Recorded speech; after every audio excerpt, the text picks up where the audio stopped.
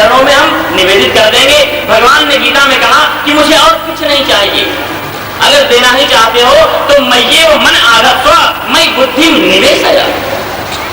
क्योंकि जो हम अशांत हैं इसका एकमात्र कारण है हमारी ये विषयों में, भोगों में परिभ्रमित दिग्भ्रमित बुद्धि। और जब इस बुद्धि को परमात्मा के चरणों में हम समर्पित कर देंगे तो फिर हमारे अशांति और दुख का कोई कारण रह ही नहीं जाएगा। आप बलवान हो आत्मा से, और भगवत गीता तो हमें हमारा परिचय करा देती है, हमें आत्मा तक पहुंचा देती है। आपके जीवन में सुंदरता हो और जरूरी है। सुंदर व्यक्ति हम या आपको ही अच्छा लगता हो ऐसी बात नहीं है, भगवान को भी सुंदर व्यक्ति बहुत अच्छे लगते हैं। भगवान की कमजोरी है सुंदरता। भगवान ने शास्त्रों में अपने ब्रह्मत्व को खोला है। किसी व्यक्ति को अगर आपको अपना गुलाम बना लेना हो ना, तो उसकी कुछ कमजोरियों को आप जान लो, फिर वह व्यक्ति आपके पीछे पीछे चलेगा। भगवान ने भगवत गीता में अपने कमजोरियों की बात की है कि देखो मेरी ये कमजोरी है, और उसमें एक बिंदु है परमात्मा की कमजोरी है सुंदरता। जब कोई व्यक्ति परमात्मा को सुंदर दिखाई पड़ता है तो भगवान ने कहा कि निवसिष्यसि मय्येव अत ऊर्ध्वं न संशयः। तुम अपने हृदय में मुझे मत बैठाओ, उसके बाद थोड़ा सा अपने जीवन को सुंदर बना लो, तुम मेरे हृदय में निवास करोगे, मैं तुम्हारा आशिक प्रेमी और दीवाना बन जाऊंगा। लेकिन कैसी सुंदरता? जिस सुंदरता के पीछे कुछ चंद लोग भटकते रहते हैं, क्या वैसी सुंदरता की बात परमात्मा ने की होगी? हमारे जीवन में 3 प्रकार की वे सुंदरता उतरे तो भगवान हमारे प्रेमी और दीवाने बन जाएंगे।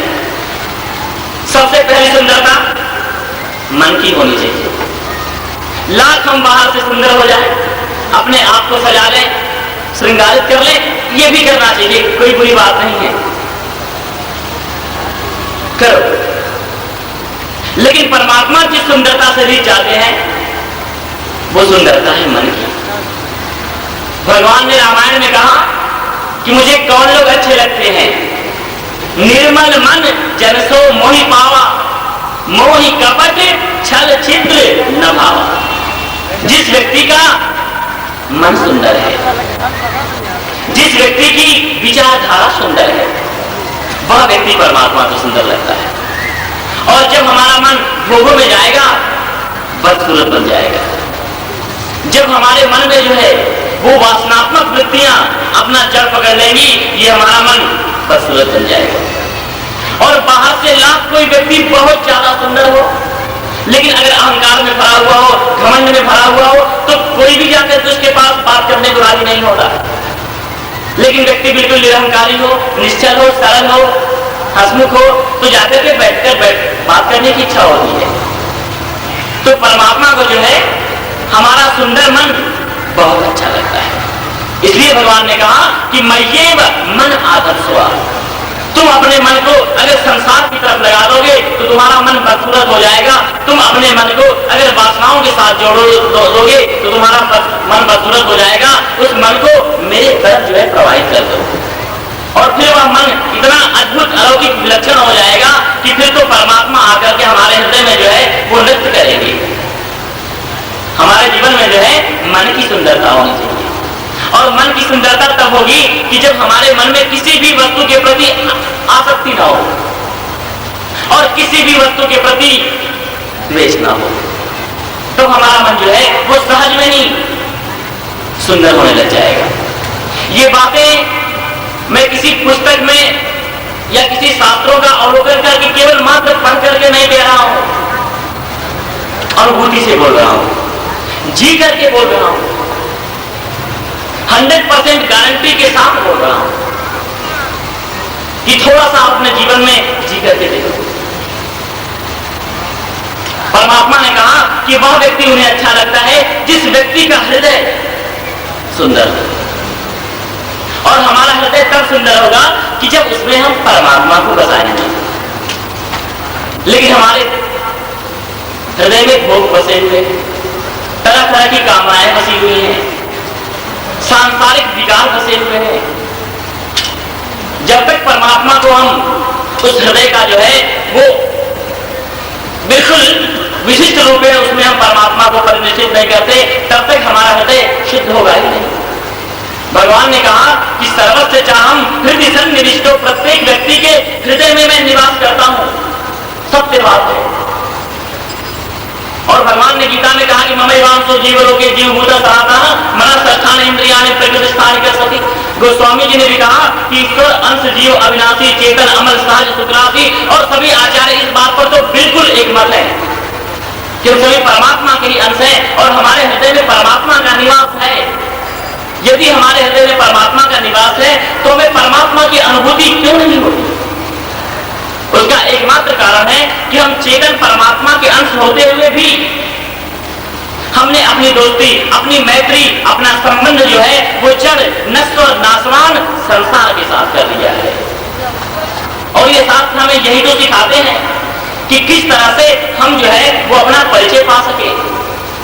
पूरी गीता सुनने के बाद अर्जुन ने केवल इतना ही कहा कि नष्टो मोह स्मृति लब्धा तो प्रसादान मया चिता स्थितोस्मि गत संदेहा करिष्ये वचनं तव। हम सभी लोग मोह में जी रहे हैं, हम सभी लोग विस्मृत स्थिति में जी रहे हैं, सभी बिल्कुल अस्थिर दशा में जी रहे हैं। और ये शास्त्र जो है हमें मोह से बिल्कुल अलग करा करके परमात्मा की भूमिका पर स्थिर कर देते हैं। लेकिन कभी इन शास्त्रों को उलट करके देखें कब तो हमें तो समय ही नहीं मिलता कि कभी बैठकर इन शास्त्रों को हम देखें। बहुत पहले की घटना है चैतन्य महाप्रभु के जीवन की। कुछ दूर से उनके भक्त आए दर्शन करने के लिए, दर्शन किया, प्रसाद ग्रहण किया, लेकिन जब वो चलने लगे तो चैतन्य महाप्रभु ने उन्हें रोकते हुए कहा कि आज आप रुक जाइए, कल चले जाना, शाम को बैठ करके हम सत्संग करेंगे, परमात्मा की बातें करेंगे और इस जीवन की बातें करेंगे। लेकिन उन्होंने कहा कि नहीं महाराज, हमारे पास समय नहीं है क्योंकि बहुत दूर जाना है और विभिन्न प्रकार के कार्य क्रियाकलापों में हम फंसे हुए हैं, रुक नहीं सकते। लेकिन कुछ आप ऐसा कर दीजिए कि बस हमारा जो दुख है उसका अंत आ जाए। लोगों को तुरंत जो है वो बिल्कुल वो बार बार चैतन्य महाप्रभु ने कहा कि परमात्मा कृपा करेंगे तो दुख भी दूर हो जाएगा, लेकिन आज तो आप रुक जाए, शाम को बैठ करके और परमात्मा की चर्चा करेंगे। लेकिन उनके भक्त माने नहीं और कहा कि नहीं, आपको क्या पता, आप तो बिल्कुल संसार से एक तरफ बैठे हुए हैं, कितनी संसार में जो है वो परेशानियां होती हैं, आपको उसका अनुभव ही क्या है, हमारे पास बिल्कुल समय नहीं है और हम नहीं रुक सकते, बस जाएंगे। चैतन्य महाप्रभु ने कहा कि ठीक है, जब बिल्कुल ऐसी स्थिति है तो जाइए, लेकिन रुक जाते तो अच्छा होता। लोग आगे नहीं, हम नहीं रुक सकते, समय ही नहीं है, और निकल पड़े जाने के लिए। 5-7 किलोमीटर जब गए तो आज भी हमारे यहाँ भारत में तो तरह तरह की मान्यताएं हैं कि सामने से बिल्ली निकल जाए तो कई लोग तो अपनी गाड़ी कहते हैं 5-10 कदम पीछे ले लो भैया, वो सामने से बिल्ली निकल गई। कुत्ता निकल जाए तो कहते हैं नहीं अब नहीं जाएंगे। तो उन लोगों के सामने से जो है एक गधा निकल गया, ये तो बड़ा अपशकुन हो गया, गधे ने रास्ता काट दिया, अब आगे नहीं जाएंगे, और यात्रा को स्थगित करके और वापस आश्रम में आ गए। जब आश्रम में आए तो चैतन्य महाप्रभु बड़े खुश हुए, बड़े प्रसन्न हुए कि चलो बड़ा अच्छा किया है, शाम को बैठ करके सत्संग करेंगे, परमात्मा की चर्चा करेंगे, बड़ा अच्छा किया। लेकिन मैं तो पहले ही कह रहा था, अचानक ये विचार रास्ते में से कैसे आपके मन में जो है वो उत्पन्न हो गया? तो उनके भक्तों ने कहा कि नहीं महाराज, निकले तो थे हम जाने के लिए ही, लेकिन 7-8-10 किलोमीटर बाहर गए तो एक गधे ने हमारा रास्ता काट दिया, इसलिए हम चले आए। और चैतन्य महाप्रभु ने अपना सिर पीट दिया, कहते थे गुरु की नहीं मानते हो और गधे की मानते हो। हमारे जीवन में भी किसकी माननी है? इन ऐसे शास्त्रों की माननी है कि उन कामनाओं की माननी है, भोगों की माननी है, कि महापुरुषों की, संतों की, साधुओं की माननी है, जो हमें वास्तव में सही अर्थों में जो है वो जीवन जीने की कला